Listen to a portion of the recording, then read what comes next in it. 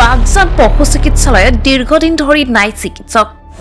বাগজান পশু চিকিৎসালয়ৰ দুৰৱস্থাই বিপাঙত পেলাইছে সাধাৰণ ৰাইজক।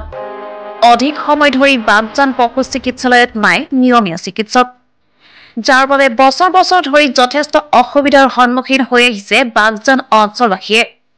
শেহতীয়াকৈ 2020 বৰ্ষত বাগজান অইল বিস্ফোৰণ কাণ্ডত অস্থায়ী আশ্ৰয় শিবিৰত থকা বাগজানবাসীৰ মাজত উপস্থিত হৈ অসমৰ তদানীন্তন মুখ্যমন্ত্ৰী সৰ্বানন্দ সোণোৱালে অঞ্চলটোৰ সামগ্ৰিক উন্নয়নৰ ক্ষেত্ৰত কেইবাটাও উন্নয়নমূলক আঁচনি ঘোষণা কৰিছিল।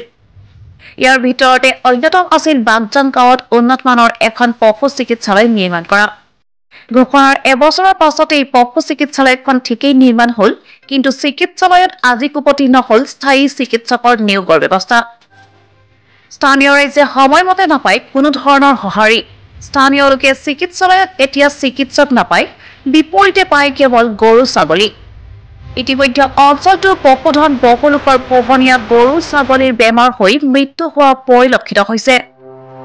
অনাগত দিনত যাতে কোনো ধৰণৰ পশুধনৰ মৃত্যু নঘটে তাৰ বাবে চিকিৎসালয়ত নিয়মীয়াকৈ চিকিৎসক নিয়োগ কৰিবলৈ সংশ্লিষ্ট কৰ্তৃপক্ষক দাবী জনায় স্থানীয় ৰাইজে। উল্লেখযোগ্য যে বাগজান পশু চিকিৎসালয়ৰ চাৰিসীমাৰ কোনো বেৰা বা দেৱাল নাই। চৌহদটো ঘন জংঘলেৰে ভৰি পৰিছে। এক প্ৰকাৰৰ গোহালিলৈ পৰিণত হৈছে চিকিৎসালয়খন। অসমীয়াত এষাৰ কথা আছে নহয়, আছে গৰু নাবাই হাল, থকাতকৈ নথকাই ভাল। ঠিক তেনেকুৱা অৱস্থাই হৈছে বাগজান পশু চিকিৎসালয়ৰ।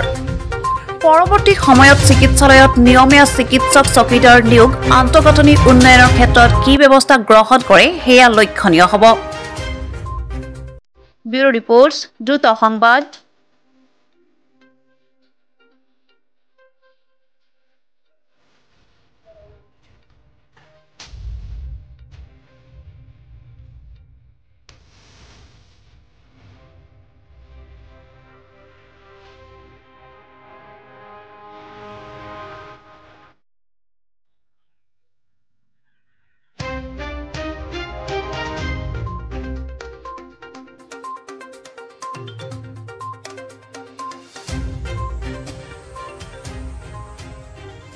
আচলতে আছে গৰু নাবাই হাল, থকাতকৈ নথকাই ভাল, তেনেকুৱা এটা পৰিৱেশৰ সূচনা হৈছে বাগজানত।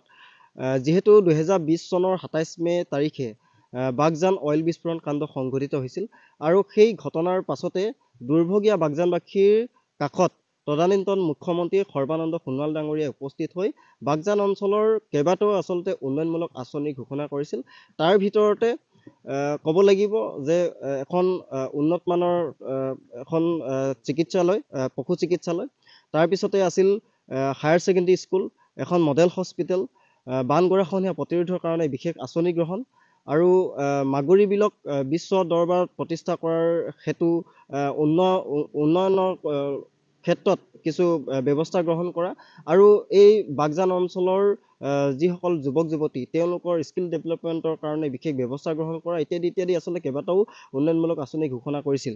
আৰু পৰৱৰ্তী সময়ত যদিও বাগজান পশু চিকিৎসালয়খন নিৰ্মাণ কৰা হ'ল প্ৰায় 19 লাখ টকা পুঁজিৰে, কিন্তু নিৰ্মাণ হ'ল ঠিকেই, কিন্তু আজি কুপতি চিকিৎসালয়ত কোনো ধৰণৰ আচলতে নিয়মীয়াকৈ চিকিৎসক নতুবা ইয়াত যিখিনি আচলতে ইনফ্ৰাষ্ট্ৰাকচাৰ ডেভেলপমেণ্ট হ'ব লাগে, আন্তঃগাঁথনি উন্নয়ন হ'ব লাগে, সেয়া কিন্তু পৰিলক্ষিত নহ'ল।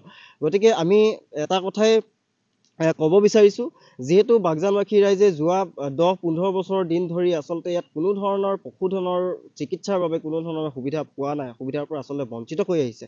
তেনে ক্ষেত্ৰত শেহতীয়াকৈ যিখন পশু চিকিৎসালয় নিৰ্মাণ কৰা হ'ল চৰকাৰী ধনেৰে, চৰকাৰী পুঁজিৰে, আৰু সেই চৰকাৰী পুঁজিও যে এতিয়া জহি খহি যোৱাৰ পৰিলক্ষিত হৈছে, এই কথাখিনি আমি চৰকাৰক আমি দৃষ্টিগোচৰ কৰিব বিচাৰিছোঁ। লগতে আমি দাবী জনাব বিচাৰিছোঁ, যিখন আচলতে পশু চিকিৎসালয় নিৰ্মাণ কৰা হ'ল, এই পশু চিকিৎসালয়খনত যাতে নিয়মীয়াকৈ চিকিৎসক প্ৰদান কৰে, আৰু ইয়াৰ যিখিনি উন্নয়ন হ'ব লাগে, আন্তঃগাঁথনি উন্নয়ন হ'ব লাগে, এইখিনি যাতে কৰাৰ ব্যৱস্থা গ্ৰহণ কৰে।